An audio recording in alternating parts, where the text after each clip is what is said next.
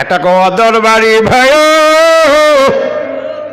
মরণ কালে ঢুলবাসি বাজায়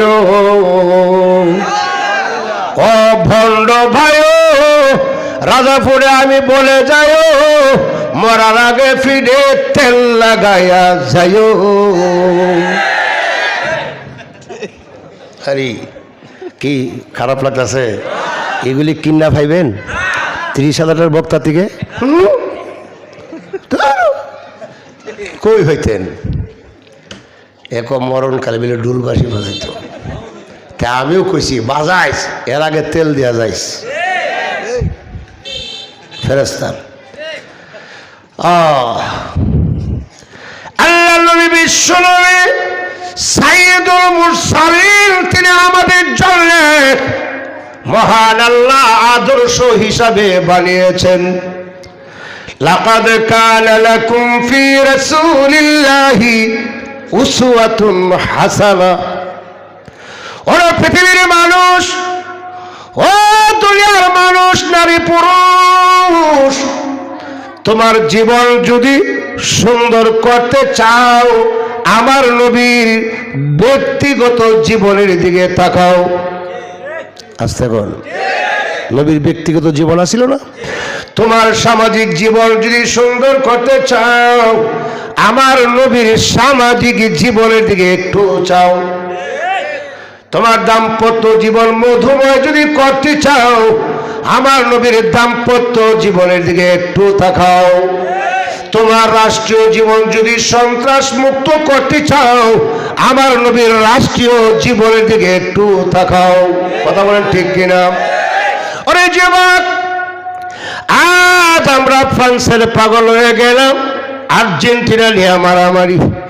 আল্লাহ তুমি দুটা দৌড়ে বিদায় করো। আমিন আমিন কও। কারণ আল্লাহ গো, আমার দেশের যুবকরা টাকা নষ্ট করছে, সাইনবোর্ড লাগাইছে, বাপ আর ফুতে ঝগড়াও লাগছে, রাত্রে ঘুমায় না, মুরুখ যুবক হয়ে খায়, কিলাকিলিও করে। আর্জেন্টিনা মেসি আর ব্রাজিলের জন্য পাগল হয়ে গেছো। কিয়ামতের মাঠে আর্জেন্টিনার কোনো খবর থাকবে না, ব্রাজিলের খবরও থাকবে না। আমার নবী হাসরের মাঠে উম্মতের জন্য পাগল হয়ে যাবে। যেদিন মানুষ পানি পানি বলে চিৎকার করবে ওই দিন কাউকে পাইবা না আমার নবী ছাড়া। কিন্তু যুবক রে, তোর মাথার চুল কেন 3 তালা? আহা, একদিন দেখি এক যুবকের মাথার দিকে ছায়া, এর চুলের কাটিং 3 তালা। আহা, আমি বললাম যুবক এটা কোন ফ্যাশন? হুজুর অতলা চাইেন না। আমি দেখ তুই আমার চিনস, তুই আমার চিনস না? কজি হুজুর চিনি। তুই কারে কস অতলা চাইেন না? তুই আমার লাম্বা দেখে বেকল মনে করছ? এমনও কোনো হুজুর থেকে শুনছে যে লাম্বা মানুষ থাকে বেকল, হিডা শুনছে না।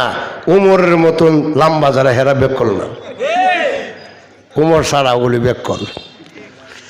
আমি কইলাম আমি কইলাম কি কাটিং? বুঝতেন না। আমি কইলাম তুমি আগে আমার একটু বুঝাও। এক হুজুর এটা ব্রাজিলের কাটিং। তাই তো বুঝছি একটা দেশ হইল ব্রাজিল, তাই না? সেলুনে গেলে কাটিং এর অভাব নাই। এমনি কথা কোনা একটা এমনি রয়েছে। আমার কত কোনটা? আমি চল তোর সব কাটিং বাদ দে, আমার দিবে মোহাম্মদী কাটিং। সিলেটে গেছি চুল ফাড়াইতে, আমার গিয়ে চিনে না আমি যে ফারুক হুজুর, বুঝছেন না? আমার হুজুর কোন কাটিং? আমি তোর কাটিং শিখাই যে মস্কা, তো এই কাটিং দিবে মোহাম্মদী কাটিং। হুজুর মোহাম্মদী কাটিং মানে নবীর যে কাটিংটা এটা দিবে। তোর একটা কাটিং হলো নাই, নবীর কাটিং নাই। এতে ফ্রান্সের, ব্রাজিলের, আর্জেন্টিনার, ইন্দুরের, বিড়ালের কাটিং, কুত্তার কাটিং দেওয়া রাখছে। কথা কয় না? কি যুবক রাগ করছো? এখানে একজন যুবক এমন কাটিং হলো নাই, দেখেন ছায়া নাই। হে আইলেও ঘুরে আইব, জীবন বোঝা ইঁদুরে কাটেলিছে চুল। কিরে পাগলের পাগল, এত সুন্দর মানুষটা তুই। হেমেদা নিতে নিতে হেমেদা চুক্কা করছ, কোন তিমারহা মুসলমান, কি অসুবিধা হয়? আবার একদিন থেকে আরেক যুবকের হের ইহানদা ফ্যান্টের সিরা, কিরে এই রেখিতা কজরিটা কাটিং, তাই বলি ফিসে থাকে টেলা কাটিং যখন এটা বলে কাটিং, এই জায়গা সিরা কইটা কাটিং। আরেকদিন দেখি এক বাম পাও একদিকে এক জাত, ডান পাও আরেক জাত, কি জানি কইটা কাটিং। পাগল না পাগল, ইডিরে পুলিশে ধরে কথা কন করে ইয়াবা খা না, রাগ করতেছেন? আরে বিশ্বকাপ, আহ যুবক, শুধু তোমরার দোষ না, কিছু বুড়ারও দোষ আছে। হ্যাঁ, আমি ওয়াজ করে রাত্রি 1-2টার সময় যাই, নোরফোর গিয়া চার দোকান খোলা, মনে চায় যে একটা চা নালে ফান খাই, চাইয়া দেখি সুবহানাল্লাহ বিমানের টিকিট আগে কেটে নিয়েছে। যেমন বিমানের টিকিট কাটতে 1 ঘন্টা আগে বই তখন লাগে, এরা প্রত্যেকেই মাঝে মাঝে বুড়াও এমনি বুড়ার ঘুম নাই তোর, আহ মনতলার বুড়া না, তার নরহুরের সব বুড়া, কথা ঠিক? আল্লাহ নবী বিশ্বনবীর কাটিং রে যুবকেরা শোনো, আমার নবীর আদর্শ এমন ছিলেন, তার আদর্শ দেখে মক্কার কাফেররা কালিমা পড়ে মুসলমান হয়েছে। এই জন্যে মহান আল্লাহ বলে, পৃথিবীর মানুষেরা রে, তোমরা যদি তোমাদের জীবনটা সুন্দর করতে চাও, আমার নবীর আদর্শের দিকে তাকাও। বাকি এমন সুন্দর আদর্শ পৃথিবীর কোনো মানুষের নয়, কথা ঠিক? তবে নির্বাচন আসলে আমার দেশের বহু মানুষের নেতার চরিত্র ফুলের চেয়েও পবিত্র হয়ে যায়। অমুক ভাইয়ের চরিত্র ফিস্তিকা কয় ফুলের মতো পবিত্র, গাঞ্জা খা 2 ওয়াক্ত, কথা কখন নামাজ পড়ে না 1/2 ওয়াক্ত, কথা ঠিক কইলাম? আর আয়া সাইরা বক্তব্য, সুপ্রিয় দেশবাসী, আপনাদের আর বাবারি কি অবগতির জন্যে জানানো যাচ্ছে, আগামী নির্বাচনে যদি আমাকে জয়যুক্ত করা হয়, আমি কথা দিলাম রাস্তাঘাট রূপা দিয়া বান্ধে দিলাম। নির্বাচন শেষ, কংক্রিট দিও নাই, যে বাঙ্গা দেখছিলাম হলো এই বাঙ্গাও, কথা কোন ঠিক কিনা? বড় বড় কথা, আরে বাপ রে বাপ। এখন আপনাদের সামনে যিনি বক্তব্য নিয়ে এসেছেন, আপনার আমার সুপরিচিত ব্যক্তিত্ব জনদরদি, বাবা রে বাবা, কেন নিলা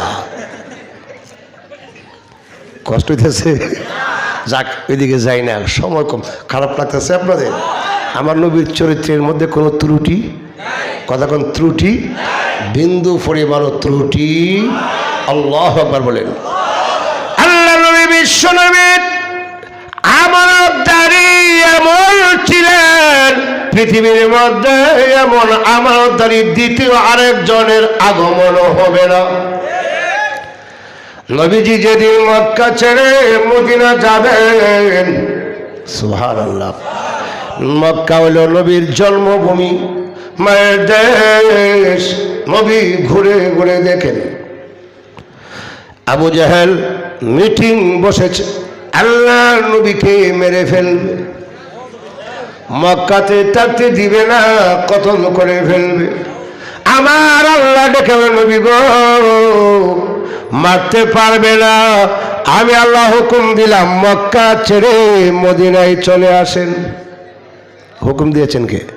আপনি আইসা পড়েন, আল্লাহর হুকুমে তিনি গেছেন। আল্লাহ নবী বিশ্ব নবী হযরত আলীর কাছে গিয়ে বলে, আলী ওয়াদা কর, আজকের রজনীটা মক্কাতে আমার শেষ রজনী। আলী রে, মক্কা ছেড়ে আমি মদিনা যাব, মক্কার লোকেরা থাকতে দেয় না, তারা দেয়, আমি মক্কা ছেড়ে মদিনা যাব, তুমি একটা ওয়াদা করো, আমার হুজরা মুবারকে তুমি শুয়ে থাকবে কিনা? ওগো নবীজি, কেন আমি নবী চলে যাব?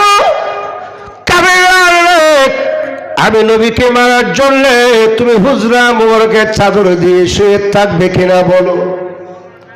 হযরত আলী জবাব দিয়েছেন, নবী গো, আমি প্রথমে ওই কথাটা জানতে চাই, আপনি যে মক্কা ছেড়ে মদিনা যাবেন আল্লাহর হুকুমে যাবেন নাকি মক্কার কাফের মুশরিকদের ভয়ে যাবেন? আগে জেনে লই, এর বুঝুমলে এই লো আশেক। আল্লাহর হুকুমে যদি হয়, খোদার কসম আমার কোনো কথা নাই, ওই হুজরা মুবারকে আমি আলী শুয়ে থাকবো। কারণ আমার মতো আলী কোটি কোটি আলী যদি পৃথিবী থেকে বিদায় হয়ে যায়, ইসলামের কোনো ক্ষতি হবে না। আল্লাহ নবী গো, আপনি যদি বিদায় হয়ে যান ইসলামের প্রচারও হবে না। ওগো নবীজি, কাফেররা আসুক, আমাকে মেরে ফেলুক, দুঃখ নাই গো, কিন্তু বিশ্ব নবীকে যেন একটা আঘাত করতে পারে না। এটা নিশ্চিত কাফেররা আসবে, এসে নবীকে মনে করে তীর চালাবে যে মুহাম্মদ শুয়ে আছে। আপনি কি জেনে শুনে থাকবেন? কিন্তু কতটুকু ভালোবাসতেন, হুজুর মেরে ফেলুক। আমরুলি কইলাম, ইমাম সাহেব মসজিদ তালা মারেন। কালি মারতো না, পুলিশে তুলে নিব। ইমাম সাহেব কইতেছে, আজানটা দিও হজরের, কম মাপ চাই, হরতাল। আপনিও যান, আমিও যাই, কথা ঠিক। কিন্তু হুজুর, আল্লাহর নবী গো, জীবন চলে যেতে পারে, আমার নবীকে কোনদিন কষ্ট দিতে পারি না। নবীজি, আগে বলুন আল্লাহর হুকুমে যাবেন নাকি কাফেরদের ভয়ে যাবেন? নবীজি বললেন, কাফেরদের ভয়ে নয়, মুশরিকদের ভয়ে নয়, আল্লাহর হুকুমে। এবার হযরত আলী বলেন, হুজুর ঠিক আছে মানলাম। আমি কেন প্রশ্ন করেছিলাম জানেন? নবী গো, কাফেরদের ভয়ে যদি আপনি চলে যান, মুশরিকদের ভয়ে যদি চলে যান, খোদার কসম আমি আলী থাকা অবস্থায় যেতে দিব না। ওগো নবীজি, আপনি ঘুমায় থাকবেন হুজরা মুবারকে, আর আমি আলী বাহিরে দাঁড়ায় থাকবো, পাহারা দিব গো, রাত ভর পাহারা দিব। আল্লাহু আকবার বলেন। ওয়াদা দিয়েছে, নাহনুল্লাযী বায়াউ মুহাম্মাদান আলাল জিহাদি মা বাকিনা আবাদা।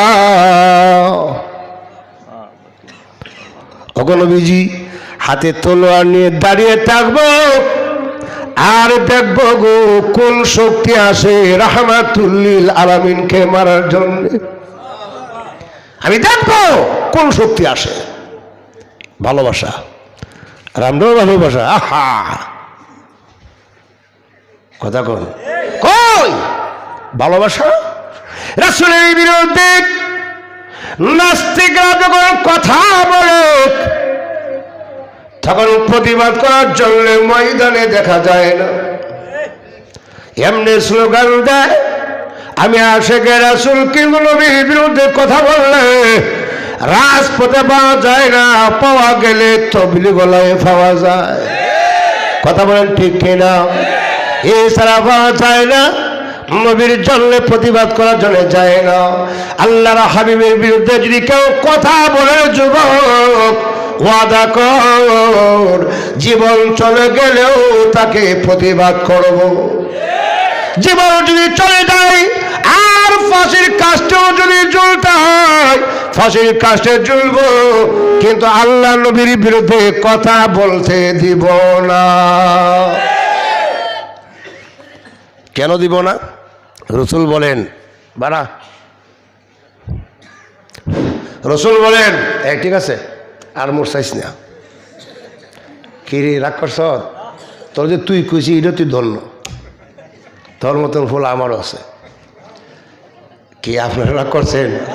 রাগ করেন না, ভিতরে ঠিক আছে। আমি উঠে জানলা কইলাম কইতাম নেওয়াজ না শেষ করে লাই আর 2 মিনিট।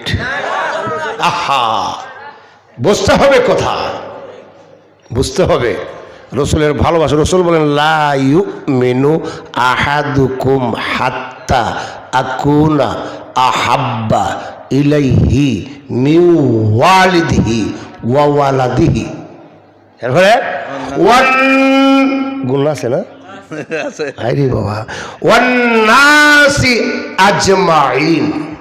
রসুলের কথা, ততক্ষণ পর্যন্ত আমার কোনো উম্মত খাঁটি পরিপূর্ণ মুমিন হবে না যতক্ষণ পর্যন্ত সে আমাকে তার মার চেয়ে, বাবার চেয়ে, সন্তানের চেয়ে, আজমাইন সব চেয়ে, নিজের জীবনের চেয়েও বেশি ভালোবাসবে না, মুমিন হবে না। রসুলের কদ্দুর ভালোবাসবেন? হ্যাঁ, রসুলের হককে কথা গেলে জীবন চলে যাবে। কথা কন, জীবন চলে। এটা যাক তো মাহফিল না কইছেন, কবেন থাক যাক যাক। ভালোবাসা। এক বেটা জ্বরের মুখ দিয়া কোরবানির গোস্ত দিয়া 48টা রুটি খাইছে। কের মুখ? জ্বর। 48টা রুটি খায়া হে ক তোরা কে কই রে, এখান থেকে তা লইয়া যা, আমার মুখ রুচি নাই। হ্যাঁ খাইছে কটা? আবার প্রশ্ন হলো যদি রুচি থাকতো তাহলে কটা খাইল? আহা, আমরা দেশের অবস্থা এটাই।